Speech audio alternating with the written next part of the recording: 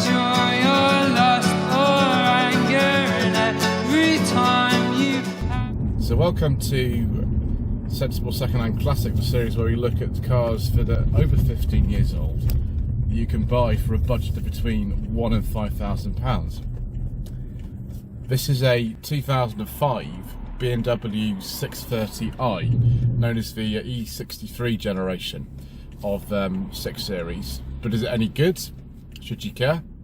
Let's find out, shall we?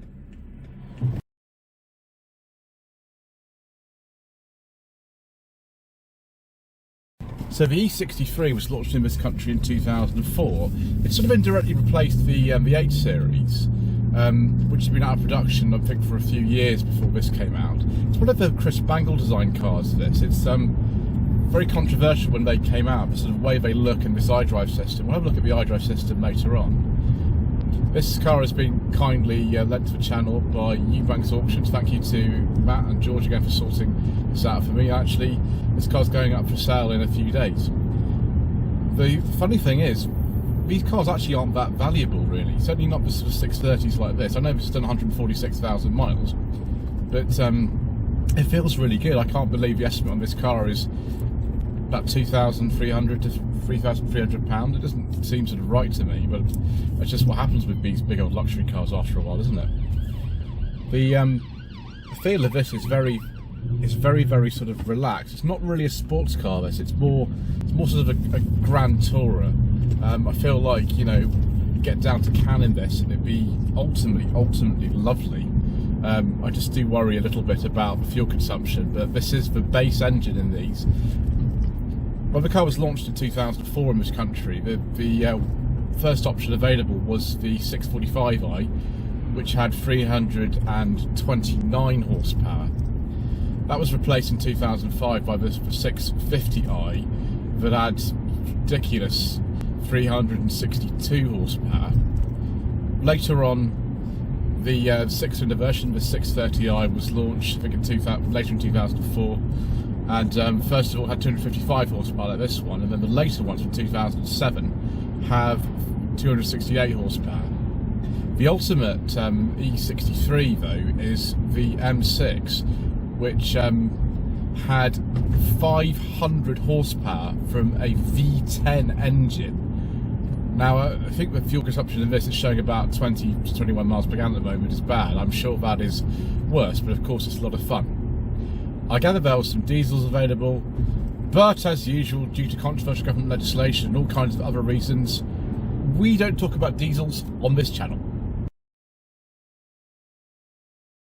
So how does this sort of feel? It feels really quick. I'm surprised this is the base model. You know, I know it's only got 250 horsepower, which for a big heavy car like this, based on the same platform as the E65 series, I'm sure that's, you know, maybe these days not very much, but it feels really quick to me. I'm having to control my right foot extensively so that we don't get in trouble going through this 40 limit. It's just a sort of car that it's not really designed necessarily for the family or anything like that. It's designed for somebody who appreciates the finer things of life and has sort of made their own way and kind of got to the top of the tree. And in 2005, this was the ultimate in luxury with this iDrive and all this wood and this beige leather and things like that. It's really comfortable as well. It's not just comfortable for people in the back, but it's certainly comfortable for those in the front. There's loads of space. This seat is electrically adjusted. It's got multi-stage heating as well, which is fantastic. Dual zone climate control. I just can't believe these cars are just not worth any more money than they are. It just seems really strange to me, but just the way that the market goes, isn't it?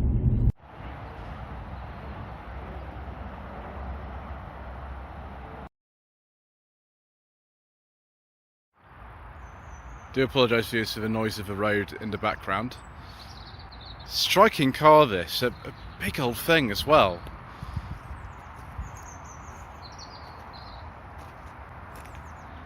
Certainly sort of larger than, you know, like a 911 at the time.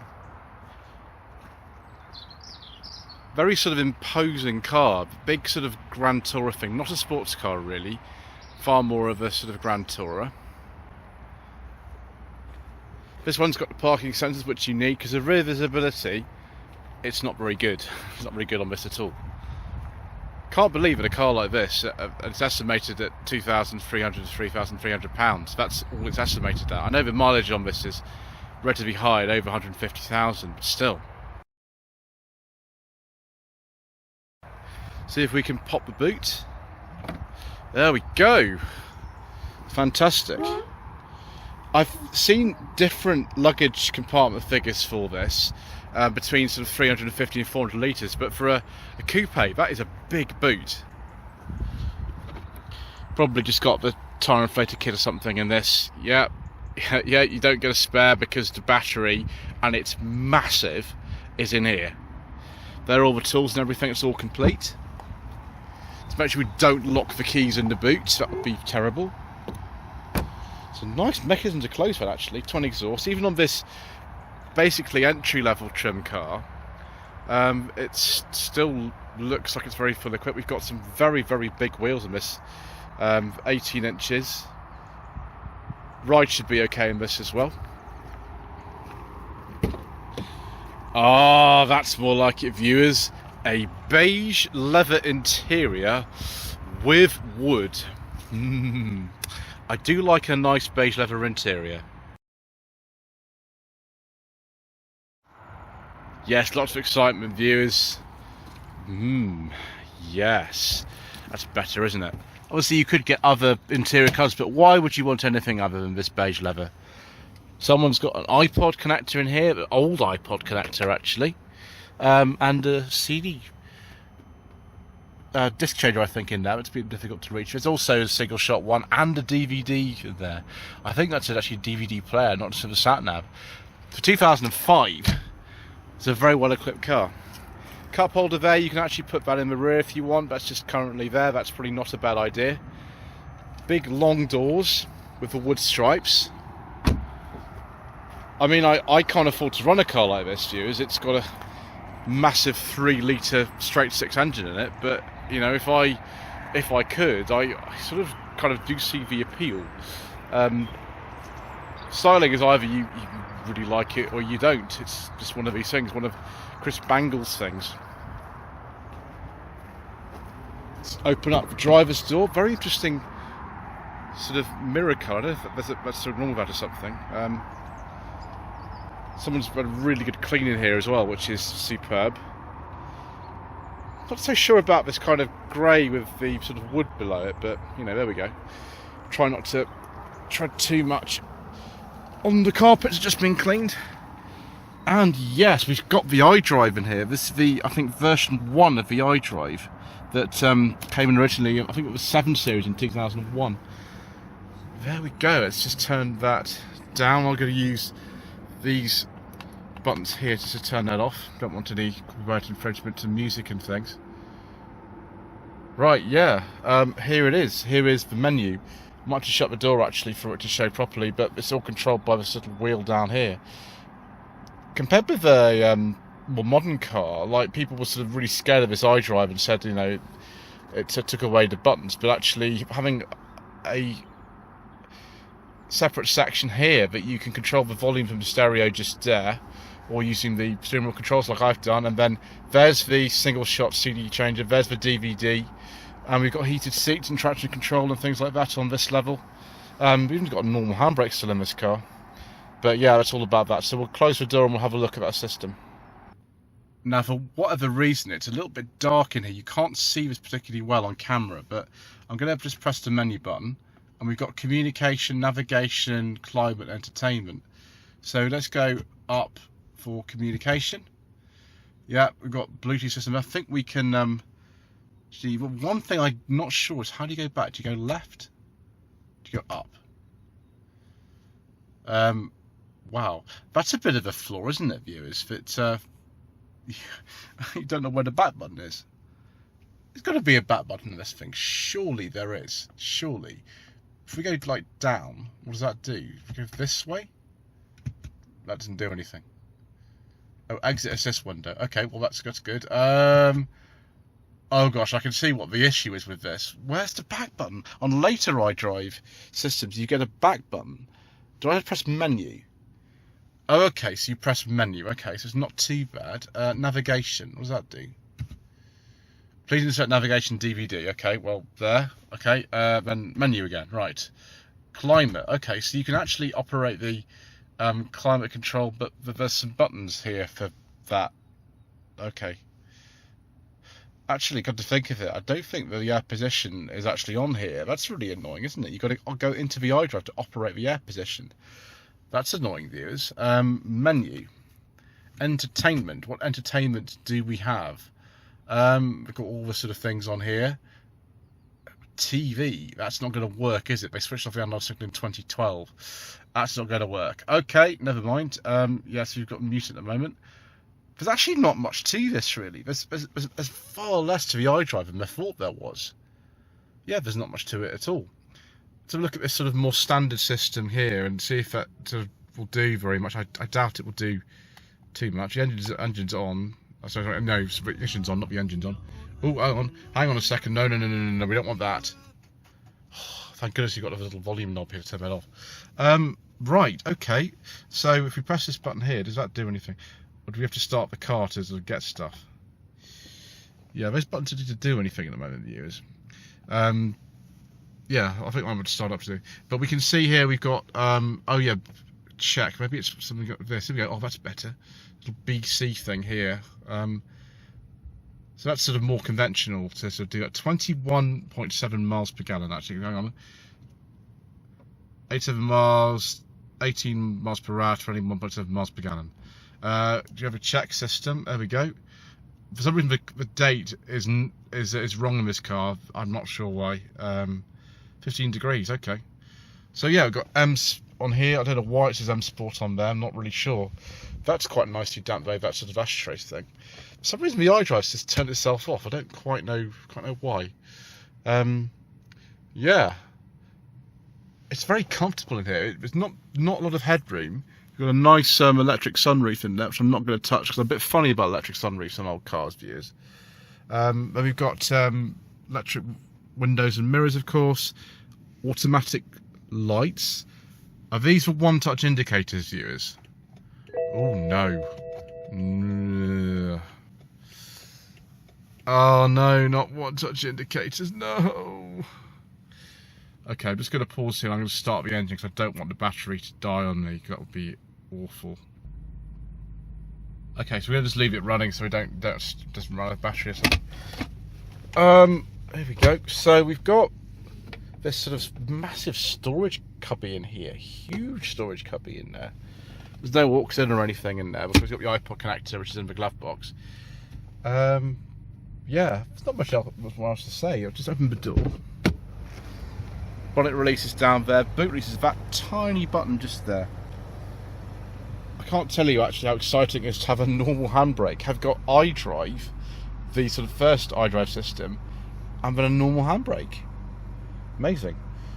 What I'm going to have to do though, viewers, and this is something that Mr. Manning from Matty's Cars channel stipulates I do, is get in the back.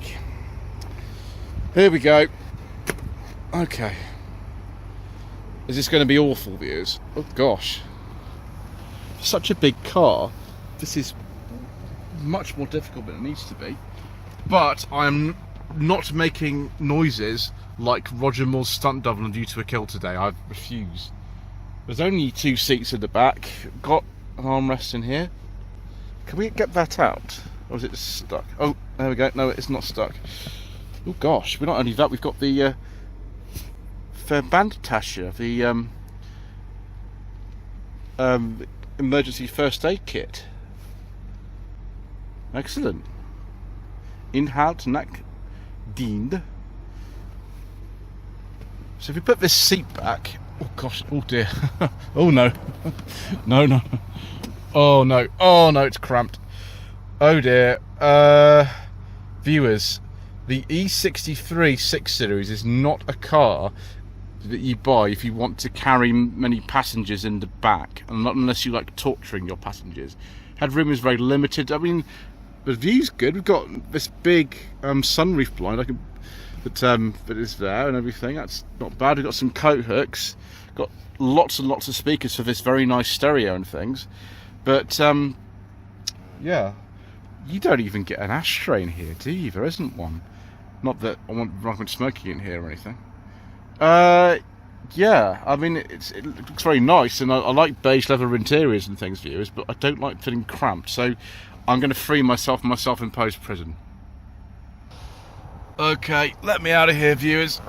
Goodness me. Okay. Let's try not to make those noises.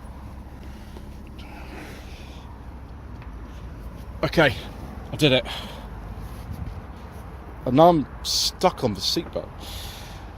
Right, not recommended. Not recommended at all. Let's have a look at the engine anyway, viewers. That's probably a better thing to do. So here we go, a nice straight 6 BMW engine generating about 255 horsepower in this application. So you can see some of the bits are sort of hidden back there, so you're going to have to remove those plastic covers to get to some things. I don't know what's going on with here. We've got some historic oil leak going on there. I didn't look too bad for considering this car's 19 years old. It's done over 150,000 miles, does it? Looks okay.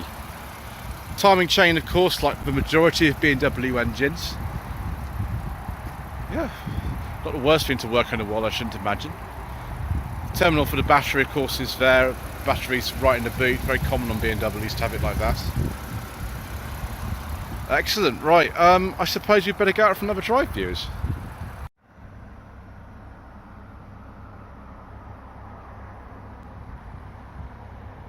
This car rides really, really well. BMWs, I know in general, are quite firm. You know, the old E91 3 Series Tories my mother used to have back in the day, but we can't talk about it on the channel.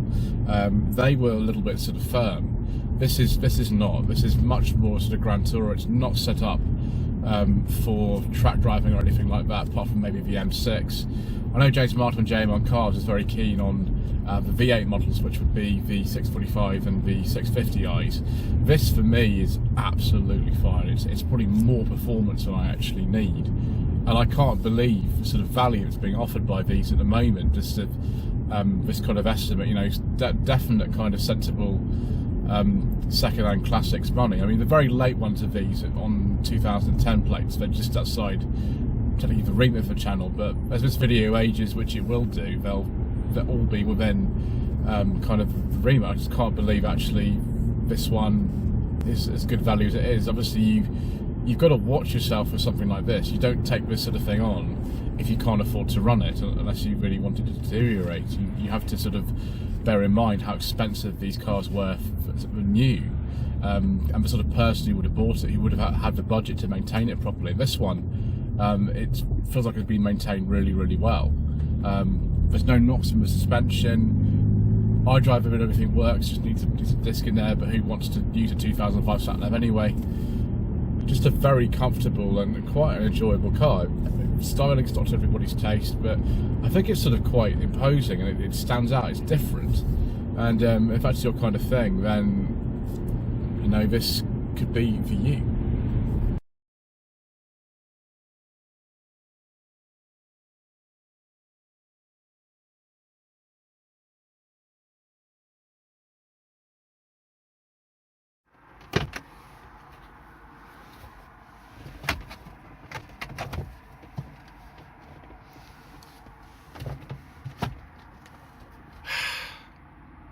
Disappointing.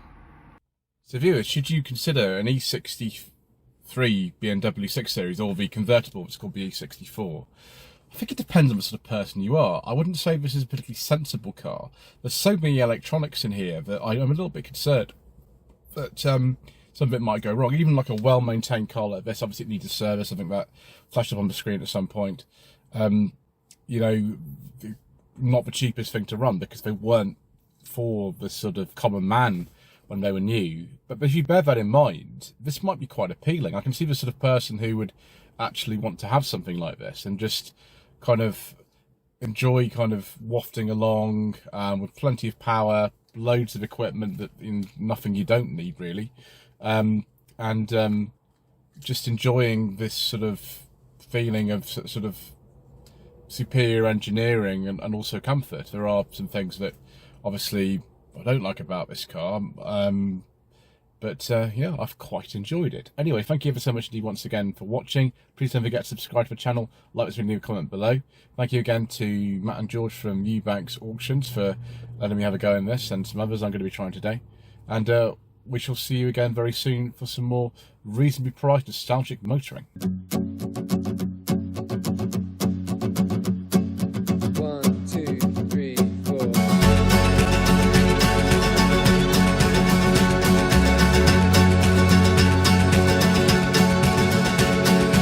Every blue day, every day with blue skies.